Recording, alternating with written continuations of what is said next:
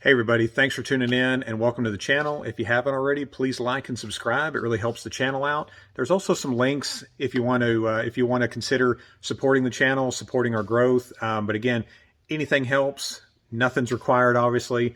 We're just looking to reinvest some stuff back into the channel here. If this info has helped you at all, let me know. If there's stuff you want to see more of, also let me know in the comments. Maybe some other kayaks that are on the market that I have access to. But anyways, enjoy the video, and thanks again for all the support, guys.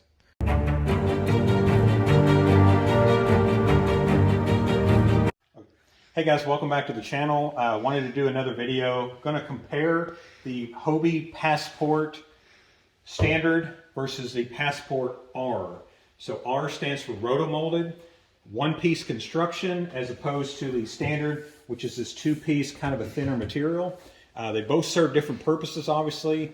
But not as big of a price difference between the two as you might expect, or weight.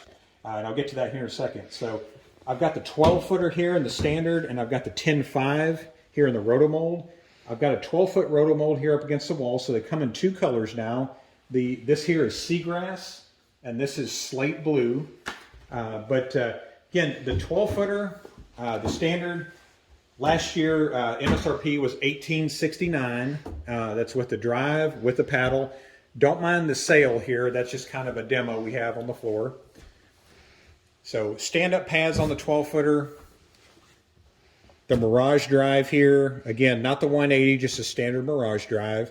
Nice, lightweight mesh seat here. Nice large tank well in the back. Got some flush mount rod holders, and then a real simple rudder setup on the rear ends there too.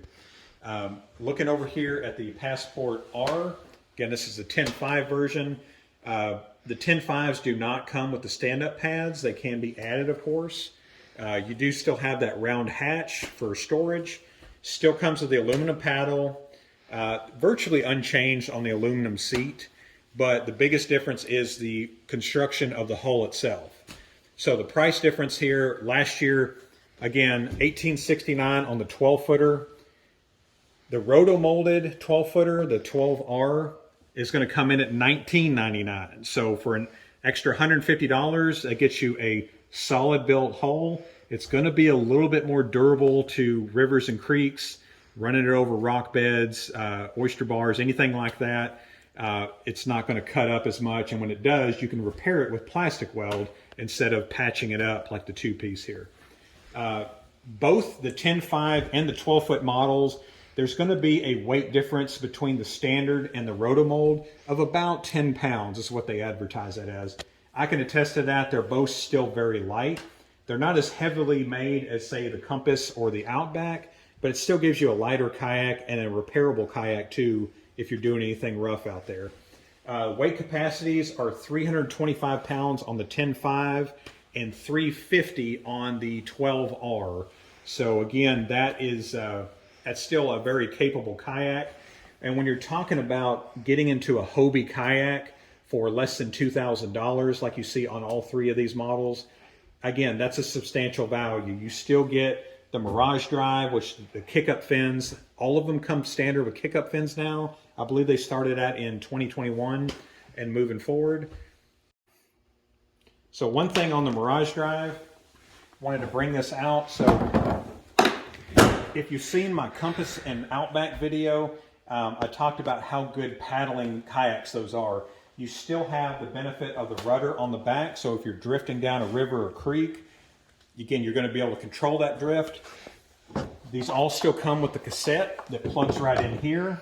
So again, that kind of acts as your scupper plug, if you will. And then if you get to a depth, you can take that out and then throw in your drive. Really easy to do. Snaps right in. Bringing these forward, comes right out. And then the kick-up fins too. So there's a demonstration of how that works. If you hit a stump or a rock or something, they're going to kick right up. They're going to come right back down, and then you're back to going. So this is the difference between the Hobie drive also and your standard bicycle style prop. So the fins flex really nicely. It's kind of like treading water if you're swimming. That's what gives it that propulsion there. And there's a lot of adjustments on here, so you can tighten it up. Over time, it gets loosened up a little bit. They also sell lubricants to go with this as well if you want to do your own maintenance on it. But really gentle on the hips, the knees, the back. You're not doing the bicycle, you know, the big loops, and you can just kind of flutter it along. You'd be amazed how efficient you are. So that's kind of where all the fuss, if you will, on Hobies and how nice they are. That's kind of the star of the show, is that drive. Been around for a long time. It's practically bulletproof. These are very simple, but also very well engineered as well. But that is the comparison between the Passport and the Passport R. If you have any questions, anything additional you want to see on these, let me know down in the comments. As always, like and subscribe. It helps the channel grow. And if there's anything else out there you want me to kind of review, walk through with you, let me know. But these kayaks are primarily going to be for someone who's on rivers and creeks or open water on lakes. This is going to be someone from maybe fishes lightly, but is more focused on recreation, getting out a little bit. They're also really good river fishing, because typically rivers and creeks, you're not taking a whole bunch of gear with you and maybe 1 or 2 poles. But these would be really solid for that as well, and not a huge investment. But anyways, guys, thanks for watching, and we'll see you next time.